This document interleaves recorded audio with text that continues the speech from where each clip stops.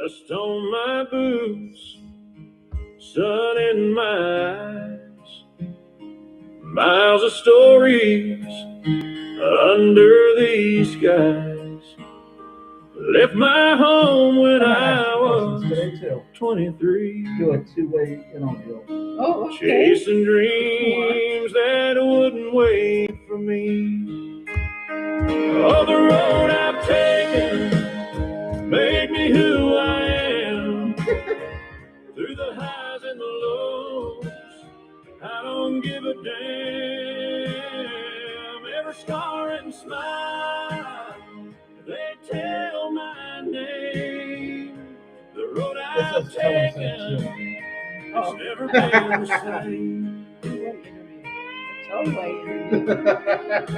Okay. Met some friends, lost a few along the way. Learned that love can fade, Hi, Michael. but Hi, John. memories stay.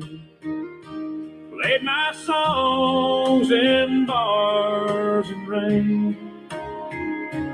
Found my peace in a world of pain. Oh, the road I'm taking made me who I am. Through the highs and the lows, I don't give a damn. Every scar and smile, they tell my name. The road I've taken, it's never been the same. Some nights I wonder if I've gone too far. Talking to the moon, picking my old guitar. But the wind still whispers, keep riding, son, till your final sunset, till the journey's done. Oh, the road I've taken, I'd walk it again. Through the heartache, the loss, and the rain. If it leads me home to where I began, the road I've taken made me a man.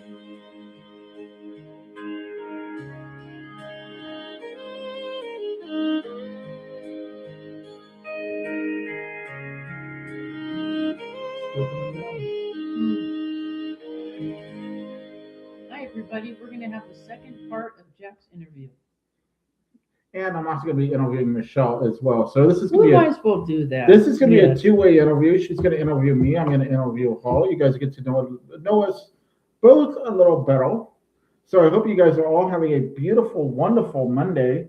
I hope it's not snowing where you are because it is cold here. The weather is downright chilly, which that actually sounds good. Who wants to go make me a bowl of chili? As long as we can have cornbread. Chili and cornbread can't go wrong. Amen. Definitely. So my first question for you, Jack, is what's your favorite food? My favorite food. I know you're going to say one of them. Well, what do you think I'm going to say? Jalapenos. Okay, well, yeah, jalapenos is one of my favorite foods, but I have to say my all-time favorite food is homemade smoked brisket. When somebody asks me, what's the one food that you like to make or what's your favorite food, I have to say brisket. Brisket is delicious. It's fun to smoke. It just, when you get it and it's not done right, it melts in your mouth. Remember the last time you made brisket?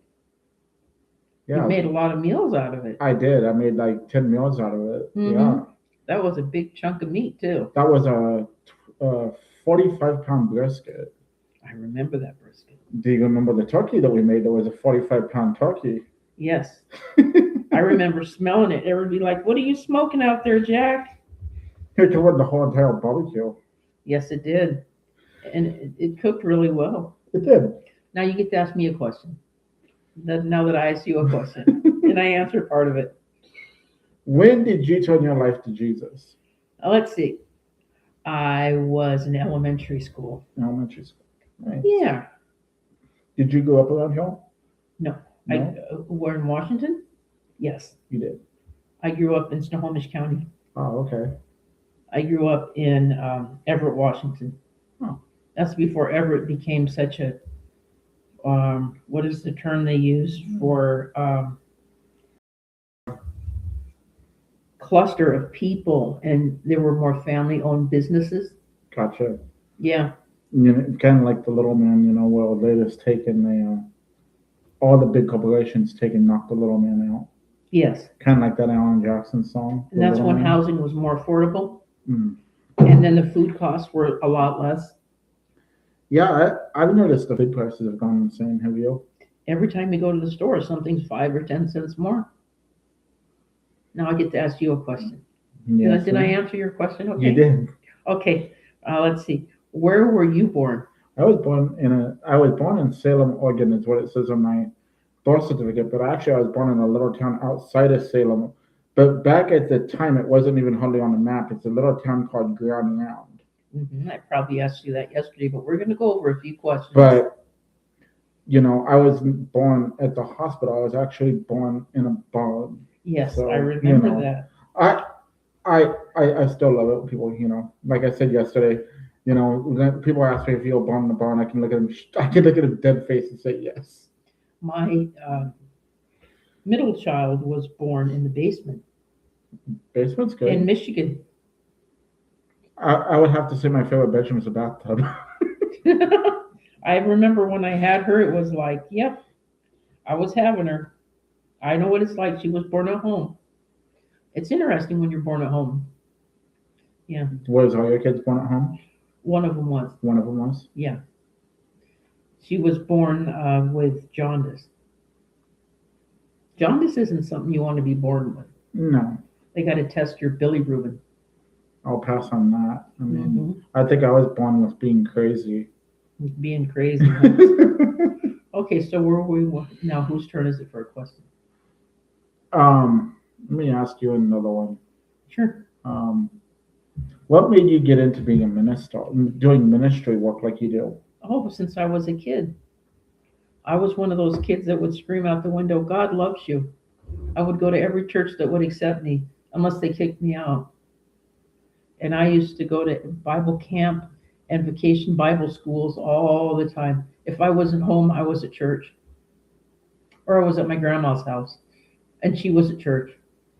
Now, I'm going to back that question up if you don't mind. You said a while back that you were a Mormon. Yeah, that was a long time ago.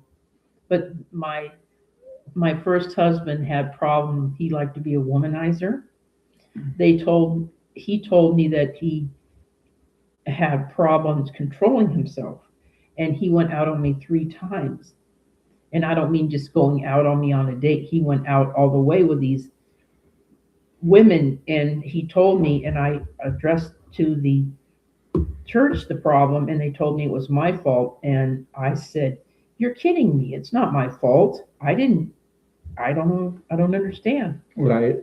And after that, I said, why am I being treated as the victim here? Well, Mhm. why am I got to get over it, and I got to learn that there's better decisions I can make. I don't need to be treated like this. Right. I don't need to be the victim. I need to be the survivor. Exactly.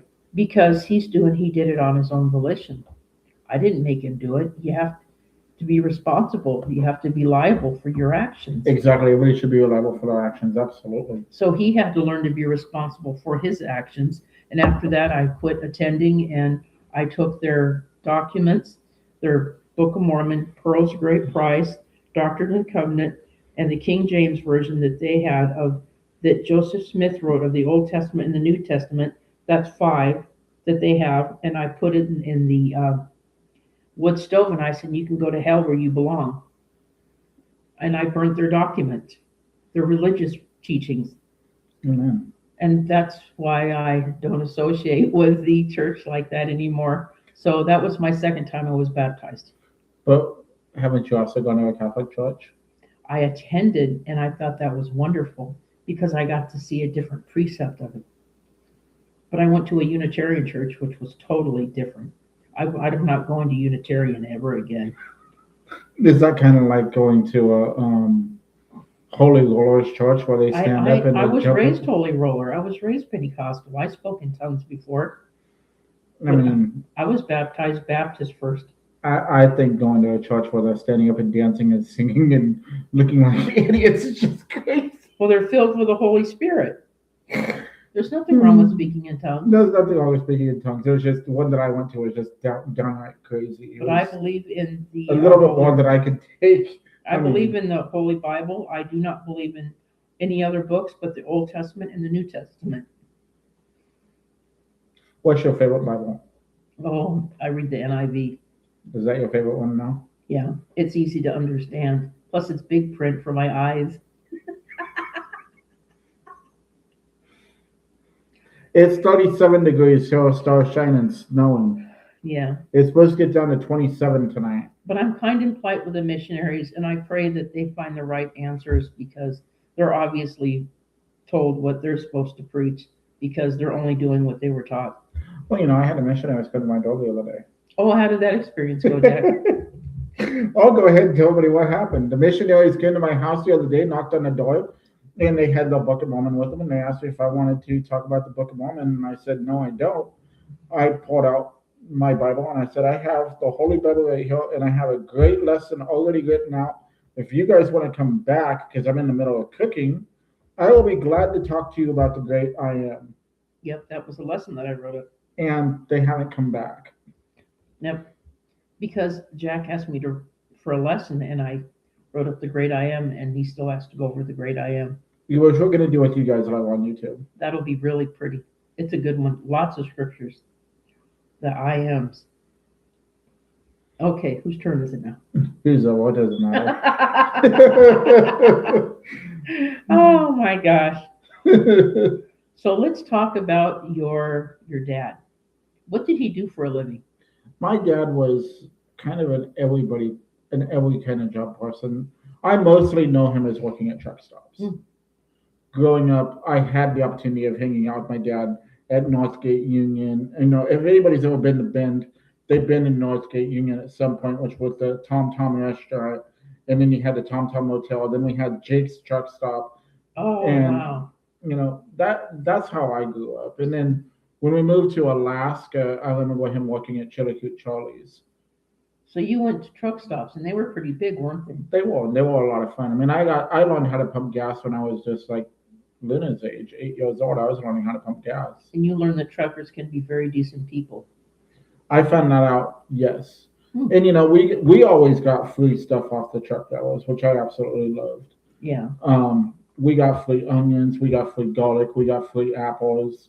You meet some of the nicest people on the road with truck drivers. In fact, there was a point when my dad was a truck driver. Oh, wow. But I don't remember it. I wish I did, but I don't. I remember his truck sitting at my aunt's property that he was actually an owner-operator, but it got to where it wasn't drivable anymore. I wish it would have been because I would have taken it. But Well, we're thankful for truck drivers because they have a really tough job to drive from state to state and border to border. My Uncle Jim was a full-blown truck driver. He drove for a company called Pipe in Salem, Oregon. And he retired from that job. It was a surprise to me when they moved from Salem to Kentucky. Yeah. So what was the first memory you have of your another memory of your childhood? I know you mentioned one of them yesterday. Do you have any other good memories? I have a lot of memories of my childhood. I mean, I don't want to talk about the bad memories. No, think of a funny one. There was a lot of good memories. I think some of the best memories is like when we took off and we went camping. Oh, no, I want to hear about this. Okay, I'm gonna make everybody laugh. Okay. Okay. I was Lena's age, and it was 10 o'clock at night, and Jackie, Alvin, and I, my brother, my sister, and I, we went into my dad's room, and he was getting ready for bed, and we begged and begged and begged and begged him to take us to the Prineville Reservoir because we wanted to go fishing. Dad's like, it's really late. We're like, we don't care. We want to go fishing. We want to do an all-nighter. We want to go fishing. We got to the Prineville Reservoir. Dad set up the tents. I went inside the tent and went to bed. No. So much for fishing, huh? They tried to wake me and I wouldn't wake up. Oh, You know, now I could do it. Now that I'm an adult, I could do it all night or fishing and it wouldn't bother me. yes. I love the peacefulness of the water. I haven't been fishing in, I think the last time I went fishing was in 2020. I want to hear some more about when you were homeless, some of the fun memories you've got that make you feel good about, that are fond memories. You talking about when I was with Amber or when I was homeless before Amber? I don't know. Share a couple.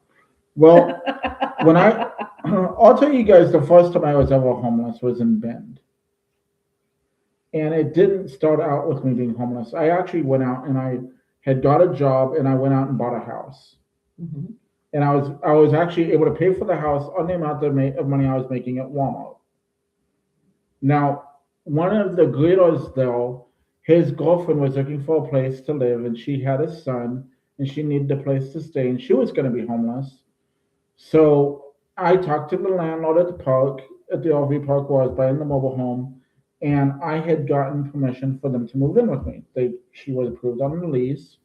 The deal was she was supposed to pay me $500 a month, and she got the master bedroom, and she got the second bedroom so that her and her son had a bedroom of their own. Mhm.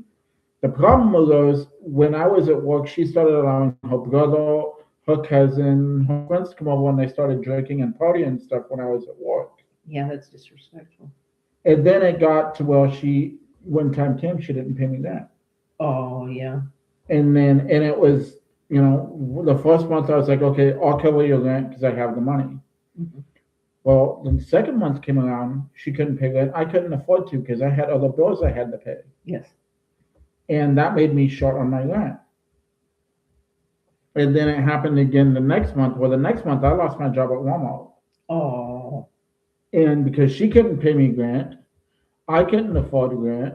I went to the landlord and asked for an eviction notice for her. Well, they didn't only give her an eviction notice, they told me that I was being evicted. I'm like, wait a minute, I'm buying this house.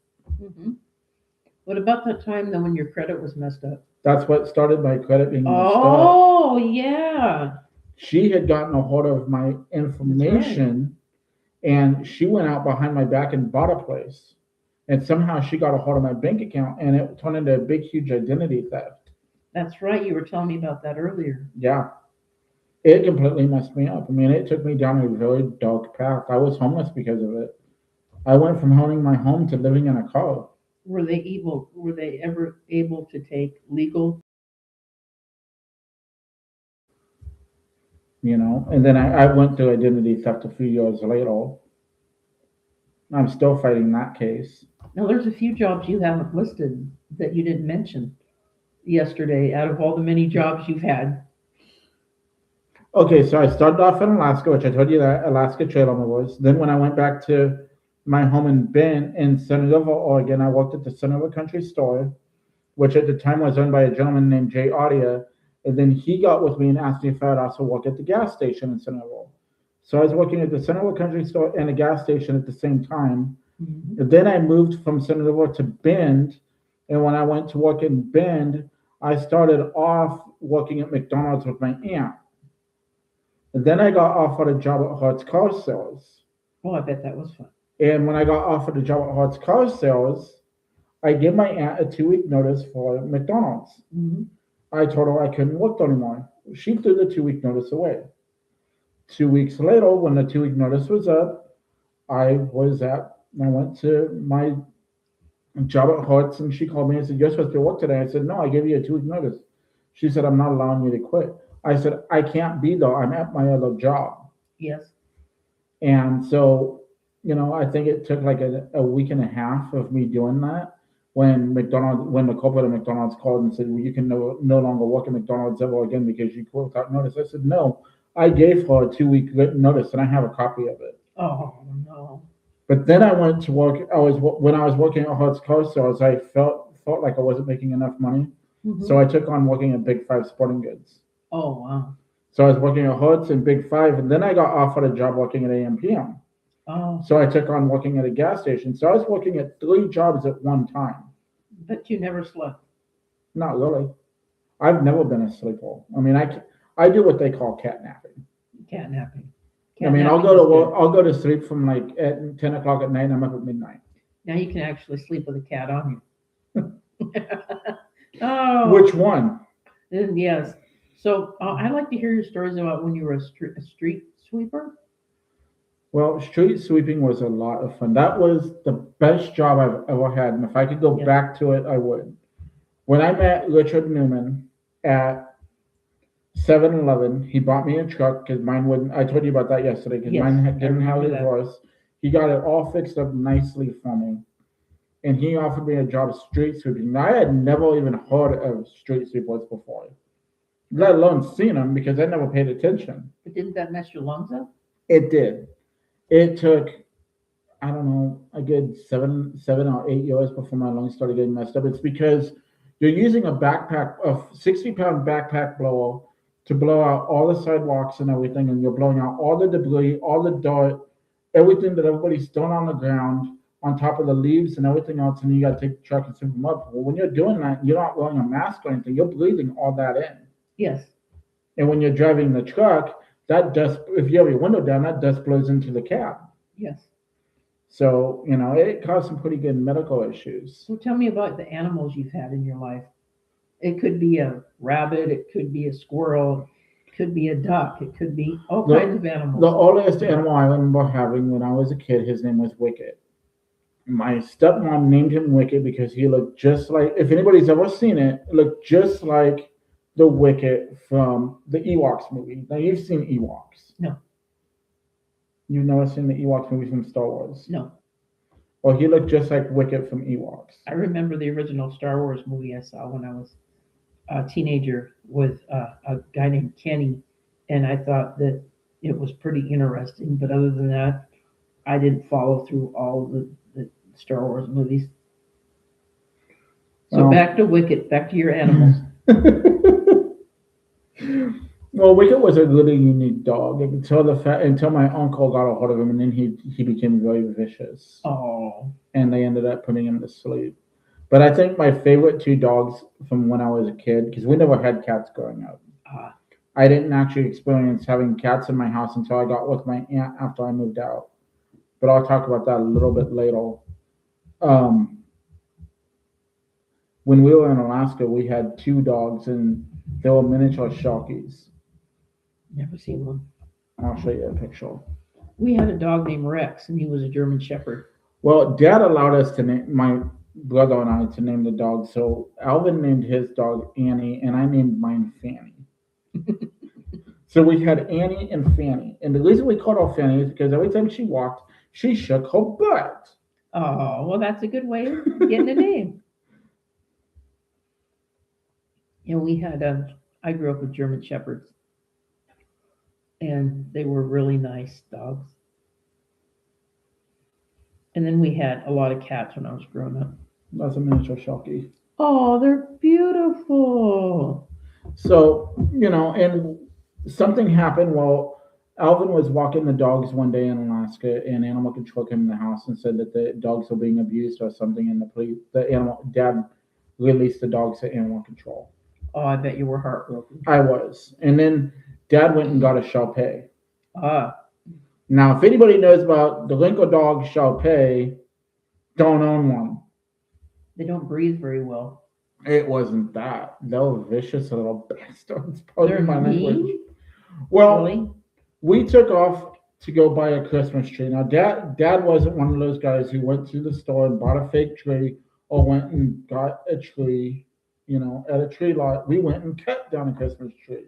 Mm. When we got back from him going to cut a Christmas tree, the dog had clawed up the carpet and had clawed up the door. There was a giant hole in the door from where that dog had clawed it up. I wouldn't want a dog like that. We didn't keep it. No. Did you ever have big dogs? Not really. Just Nothing little really dogs. big. I think the Sharky, I think that one was like the biggest dog. I mean, my Uncle Floyd had two giant dogs. He had Blondie and he had Thor. What names? And Wow. Blondie was a wolf husky mix, Ooh. but he couldn't tell anybody that it was wolf because if he did, the vet wouldn't look over it because it was mostly wolf. Yeah, they frown on that. And her son Thor, was an amazing dog as well. Oh, they can be beautiful dogs, yes. Because the way my aunt's property was set up, when you pulled in, my uncle's house is on the right side. We had a mobile home on the left hand side, and then straight ahead was my aunt's shack, Ah, which is basically what it was. I mean, it was made out of plywood and just kind of it was just a throw together. I mean, she called it temporary housing. Well, going from 1977 to 2001 when she lost it, they no longer accepted it as temporary housing. wow. What other animal stories would you like to share? You know, just in the last couple of years, when I moved out from my parents' house when I was 18, I moved onto my aunt's property, and my aunt had, I want to say, close to 2,000 cats. That's way too many animals. I took in one of them and brought it into the mobile home that was there on her property, which my dad had bought, and he left though because he had no way of taking it.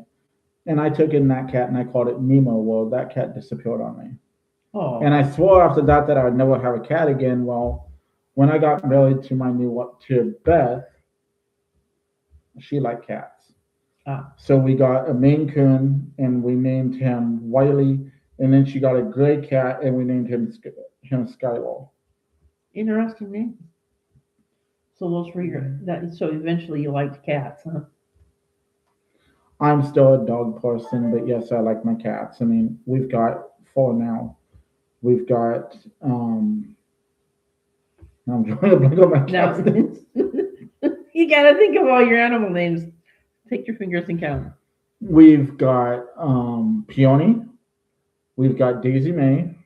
We've got Fuzzy Wuzzy, and now we have Daisy. And don't forget Bluey. And then we've got Bluey. Bluey's a stray cat, you guys. That was here when we moved in, and I think his original name might have been Lynx. Yes. But he was highly abused and he was kicked out by the people who owned him. And Amber and I have taken him in, and we've watched him go from near death to now he's just this big, beautiful, blue-eyed cat. Yes. And he's gotten incredibly sweet. Like, usually you can't walk up and just pet him. This morning I walked in the Shiesville and picked him up, put him in my arms, and he just started pulling in my arms and just letting me hold him. And he drools when he slobbers. And when he's purring, it's drool just drips down his mouth. I think that might be a medical issue, but I'm not You think sure. it's a medical issue? Ah, So, sounds good. My mom had a calico cat. and You like calicos? yes, we actually did have a calico cat. Our calico cat before we moved in here, we had 10 cats when we lived in the RV park. Oh, I can't imagine 10. We were given two. When we got over being homeless, we moved on to this guy Roy's property Mm-hmm. and over the old scrapyard, which is where we moved to right after when we were done being homeless. I guess I need to back up. Okay. I'll go back. The way we got out of being homeless was I did a Facebook post across the state of Washington. I said, I'm looking for housing. We have very limited income and we need a place to live. Yes. Out of that, somebody in Tonasket took and said, hey, Jack, I have a trailer you guys can have. It's on my property. I'm in Tonasket, Washington. Mm-hmm. Now, I had always teased Amble about moving to Tonasket because I lived in Tonasket in 94. Was it a good experience? It was a great experience. I love Tonasket. We lived in, forgive me, I can't remember where it's at. There was a mountain in Tonasket we lived on. The road was like this. The rocks were like that big around. To go up that mountain, you needed four-wheel drive. My dad went up that mountain in a two-wheel drive truck.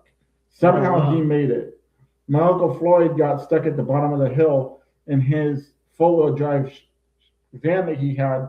My dad towed him up the hill with his two-wheel drive pickup. Oh, wow. So four-wheel drives are not always the best. Gotcha. Just saying, I've seen the better of both worlds, and I have to say, I've seen a two-wheel drive truck do more than a four-wheel drive does. Yes.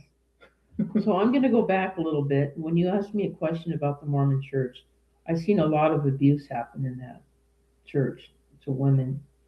and how they how they respect women and how they disrespect. And it was kind of sad that it wasn't, but it's one of those things that they don't talk about unless you actually experience it. Right. And does that happen, you think, in all Mormon churches? It can happen in any church. It can happen anywhere. But the thing is, if you don't have a man in the priesthood, in the Melchizedek or the Aaronic priesthood, then you don't get the respect as you would if you did. If you don't have if you're not married, if you're single and you're raising kids, they treat you totally different. Right. You're treated with you're low on the totem pole. And why would they want to change? Because that's just the way they are. Maybe they have changed, maybe they'll never change. Right. Not including how they treat one another.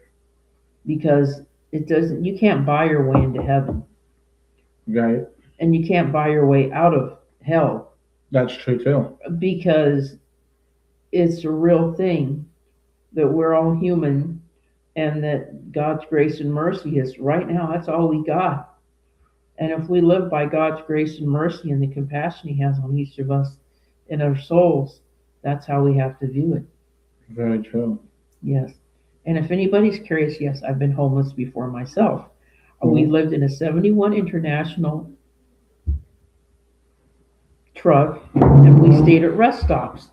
And Interesting. Yes. Oh, looks like Amber's coming. Oh, good. Hi, Amber. Come on in, Amber. What made you guys homeless? What made? Oh, what brought on homelessness to you want to know the story? Well, my first husband was getting out of the military, and they had done that's when Clinton came into office. And as he came into office, they were doing away with the MOS that my first husband had, which was 11 Bravo 20, which was infantry. And we had to leave the base. Well, he liked to spend money like it was going out of style. And I was really tight with money. And I had money put away.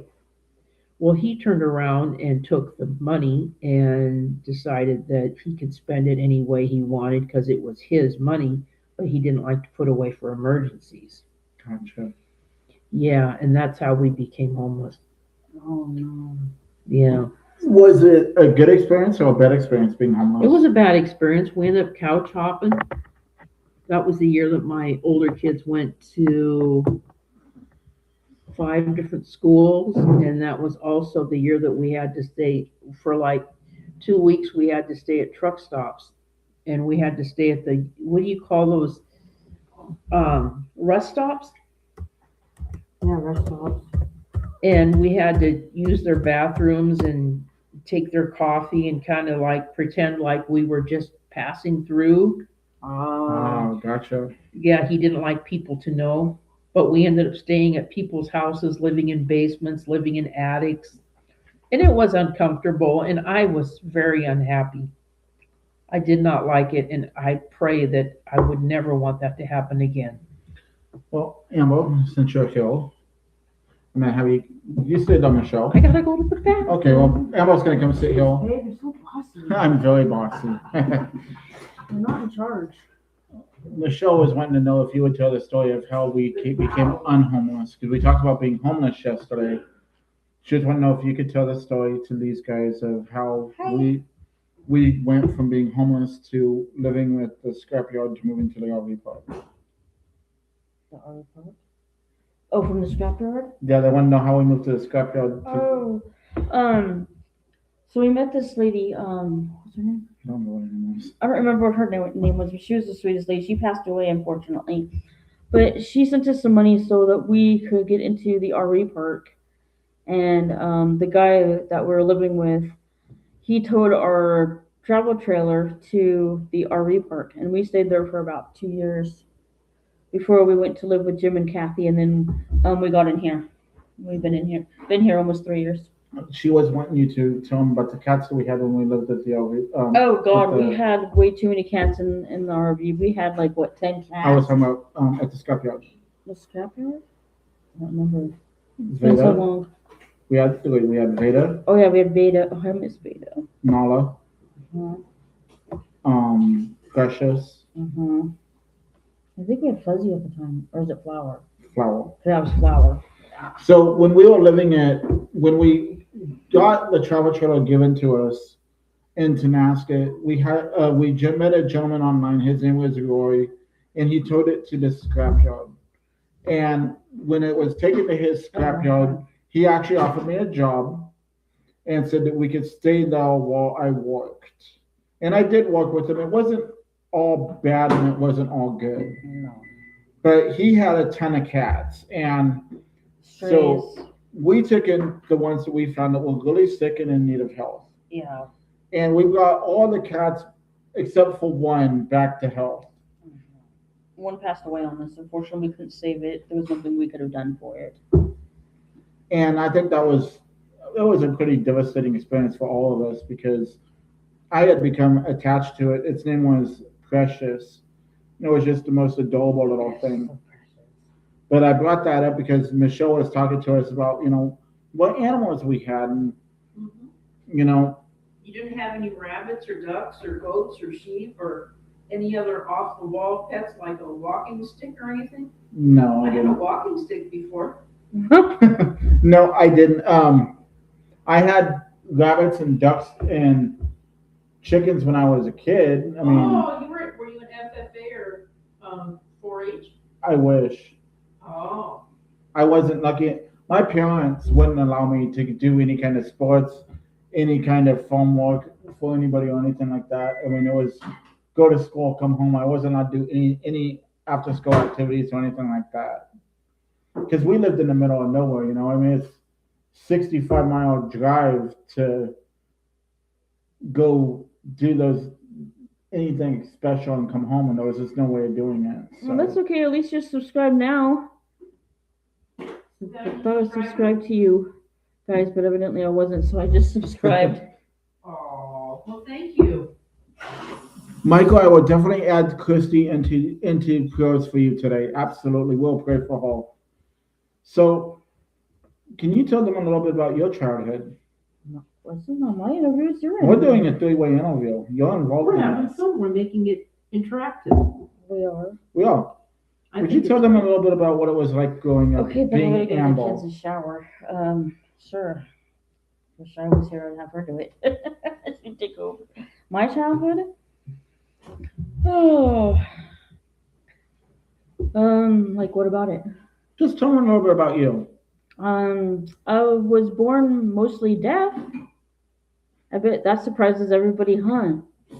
Yes, I was born partially deaf, mostly deaf, and my parents didn't find out that I was mostly deaf until I was about, I want to say 7 years old.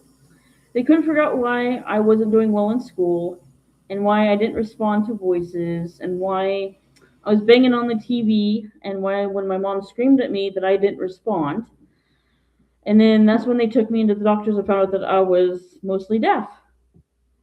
And so I had to get tubes in my ears, and I had to go through all kinds of speech therapy, and I had to go through special ed, and I had to go through a lot of stuff just to be where I'm at now. It was really hard to go through all that. I still kind of remember I remember the before going into the surgery. Yeah, I started out deaf. I've come a long ways. I had the tubes in, I think, for a year or two, and then they took them out when I was a little bit older. And then I had to go through speech therapy. And then because I was so small for my age, I also had to go through physical and occupational therapy because my height was affecting like my PE and stuff like that. So I had to go through a bunch of therapy. And then being deaf really put me behind in school, so I was in special ed because I was so behind. So you've always been kind of Babe, I'm gonna punch you right in the you know what. No, I was gonna say she's always been kind of an elf. I'm not No, an elf. it's like a slow learning. You have learning issues. I did because I was deaf for so long, and so I fell way behind my peers. I had ear infections a lot when I was a kid. And Yep. I didn't learn to ride a bicycle till I was 8 years old. Well, you want to know, Same. you want to know something good about me, Michelle? I didn't get my front teeth until I was 12 years old. So Wow. And when my teeth did come in, they grew in crooked, and all my teeth are chipped. Wow. Continuing, well. So I fell behind my peers. So I was in special ed for mainly reading and math is what I struggled with the most.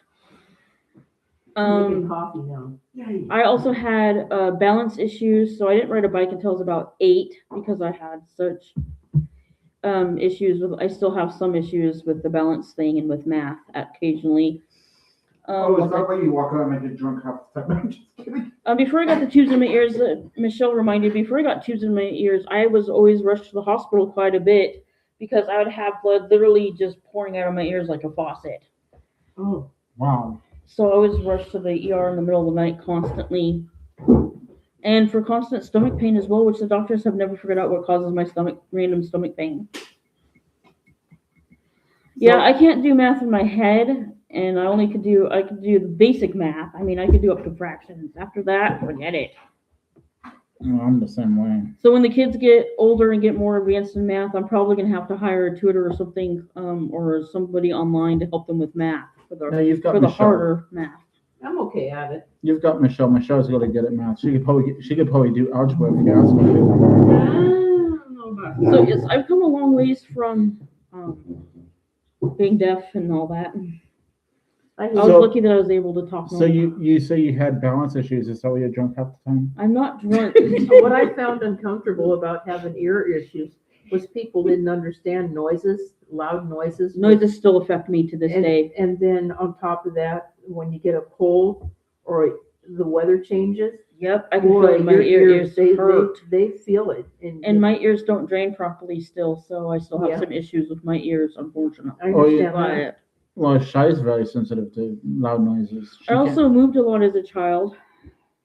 So I was born and raised mostly in Burien, Washington, which is, for people that don't know, is like a suburb of Seattle, Washington. I was there from the time I was born until about, I want to say 2nd grade. And then from 3rd grade all the way through high school, I moved to Auburn. So I lived in Auburn. My senior year, I picked up and moved all the way to Grand Junction, Colorado. I was a nanny for a year. And then I came back and graduated with my class. And then, of course, I went to Job Corps.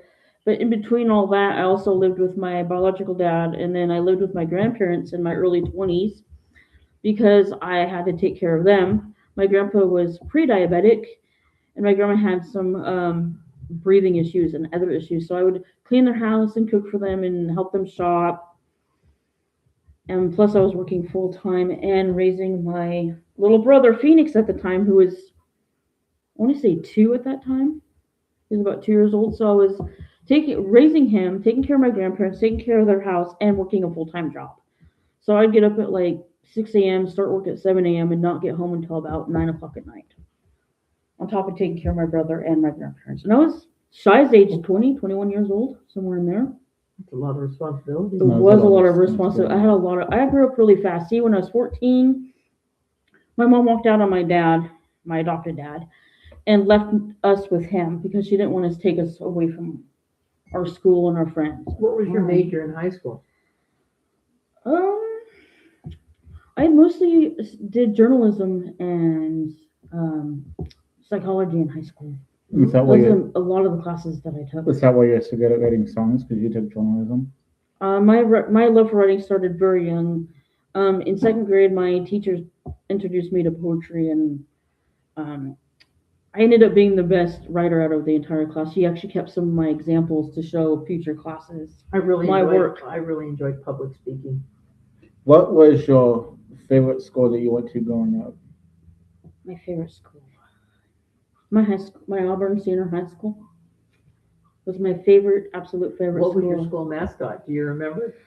I don't know if it's appropriate to say on Facebook. Okay, don't laugh at me You mean YouTube? or YouTube. I don't know if it's appropriate to say. It was Trojan. Don't laugh. Keep your thoughts to yourself. They were very important in history. Yes, actually, Trojans were very important Those part of that's history. that's when you You have the guys. big horse. I have nothing to And say. they all came out of the horse and they all attacked that city. Do you by chance remember all your school mascots? Let me think. I don't remember the one from Seattle, but I do remember in Auburn it was an orca. In middle school, it was a panther, and in high school was a Trojan. I See- remember one of my mascots was Lake Stickney Stingers.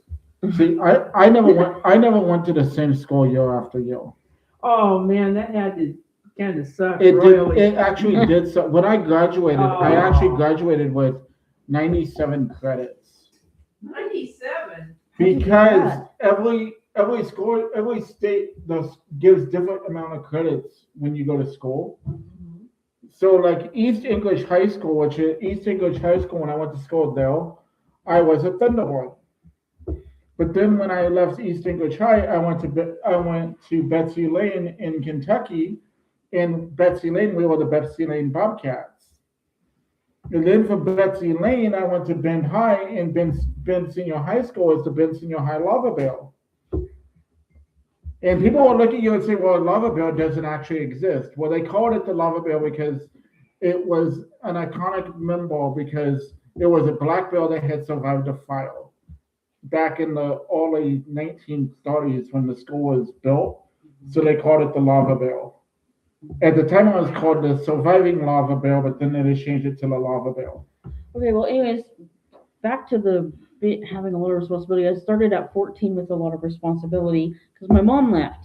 So I had to teach myself how to cook, how to do laundry, how to keep the house clean, all that stuff. Plus, I was taking care of my other brother, LJ, at the time.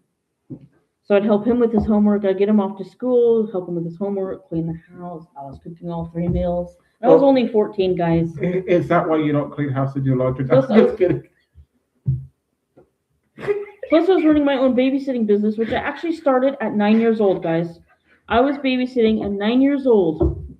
And while other kids were riding their bikes, you know what I was doing? I was changing diapers and making formula. I was 9 years old. I ran my own babysitting business from the time I was 9 all the way through high school until I can actually get a job. And then I started like actual real jobs at 15. My first job was at a movie video rentals place was my first job.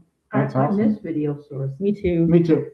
What was your favorite video store? Did you like Hollywood Video? Did you like Blockbuster, Michelle? What was your favorite video store? I went to I don't know. That's a tough question. You know, for me, Blockbuster. for me, living out in the middle of nowhere, we didn't have running water, electricity, or any of that, but we did have a generator, and we were able to go up. In Sonoma, they had a little Hollywood Video, and I would go up there, and there's nothing that compares today to walking into Hollywood Video and getting a Betamax video and watching that. See, I didn't have a Hollywood Video or a Blockbuster near me. Mine was mostly, there's a local video store called Tim Cascades. It's shut down now, but we had to go a little bit further if we wanted to go to Blockbuster. I remember this movie that came out that had Patrick Swayze in it, and it had him and his brother, and they both acted in it. Which movie? I don't remember the name of it. Because there's many movies. Yes, Jack is being crazy. You're right about that. Don't worry. I know where he sleeps, guys. Go get his. Don't worry. Oh, I'm just picking on her. She knows I'm picking on her. She does amazing cleaning house and doing laundry and I do the dishes. I don't let her do the dishes. I keep offering. He won't let me. She's not allowed to. I offer all the time to help him with stuff, and he won't let me do it. Tell me about your church experience that you had when you were just a young kid. Okay, well, my family was never very religious, so I got introduced to church at 7 years old. My best friend Ashley, who I've known since I was about 7, I met her in 2nd grade. She, when we started becoming good friends, and my parents got to know her parents really good, she started taking me to her school and her Sunday school, which was really fun. We did the Christian Vacation Bible School, which was really fun. I enjoyed that. I think that was my best memory of church. And then we got into high school. I also did the youth group, the church youth group, and the Sunday school there. And then my first marriage before I met Jack, after we got together, I mean, I got married in a Lutheran church. It was a denominational Lutheran church, so it was right across the street from where we lived at the time. And so we went to that church. Shai grew up in that church. She probably won't remember it because she was very young when we went there. What's your favorite food? My favorite food? Yeah. Oh my gosh. I'm gonna have to say Thai food. I want to say that salad you made. What's that salad you made for the holidays? It was green. Watergate salad. That was good. She asked me what my favorite food was, and I bet you can guess it. What's my favorite food? Pizza? No. What's my favorite food? Think about it. Cheese. No. Summer sausage. Bacon. She doesn't know as well as I thought, Michelle. Those are all the things you usually eat, though. What is my all-time favorite food that I beg for that we can never afford to buy? Never afford to buy? There's a lot of things we can never afford to buy. Well, you guys didn't ask Brisket. me. That's how I met my second. I had to think about that for a You bit. gotta ask me how I met my second husband. Well, Michelle, Amber, why don't you scoot over and I gotta give the kids a shower, babe, for Jackson gets there. make Julie do it? He doesn't know how, and I don't want him. He's not gonna bathe my daughter, babe. That's true. inappropriate. Okay, you should do that. She Okay, can do that, honey. one more question here. That's for you. No, thank you. How did I meet my second husband? Well, I went to the baseball game and I was working at the concession stand. And it was the year 1996. Give him a shower tomorrow. So Jackson will busy today. Yeah. So I had my oldest one was on the baseball team. They were the Fighting Irish. And as they played baseball, we worked, my sister-in-law and I worked in the concession stand. And then Jeff came over and met me, and he ordered stuff like corn nuts and sunflower seeds and hot dogs and chips like that, you know? Oh, wow. All the good stuff you get at a baseball game. Yeah, and I think they even had a pop machine, or we sold them by the can or something like that. I'm trying to wow. remember. But it was good, and the weather was nice, and it was through the Lake Stevens athletic. Yes, cheers. It was in Lake Stevens, though, yeah. And Lake that's Stevens. I've been to Lake Stevens. it's a nice area, but the cost of living is I Expensive don't over in that even area. want to picture. So do you think we done enough of an interview? No, we're going to continue. The kids are good. So What'd you tell them? I told them to go ahead and brush their teeth and do their chores. Brush your teeth. James is brushing his teeth. Why? Oh. Because it's good for his teeth. Okay, you gotta ask us questions now, Jack. Here's a question for both of you. If you both could choose one place in the United States that you could live, where would you live and why? Oh, boy. Anywhere in the United States? Anywhere in the United It States? would have to be the United States? Okay, it doesn't have to be the United States. If you could choose one place that you could move to, if you could afford to, where would it be and why? I would live in Germany. You would? Yeah, Why? because I liked it there. I lived in 102 Olgastrasse, I'll say it in German, 102 Olgastrasse, Baden-Württemberg, Ulm. Cheers, you guys. 102 Olgastrasse in Ulm, Baden-Württemberg, Federal Republic of Germany. That's before the wall came down. That's where my oldest one was born. And he was born in 1985. Oh, wow. 85? That's right. He's younger than I am. That's why I told him you're old enough to be my son.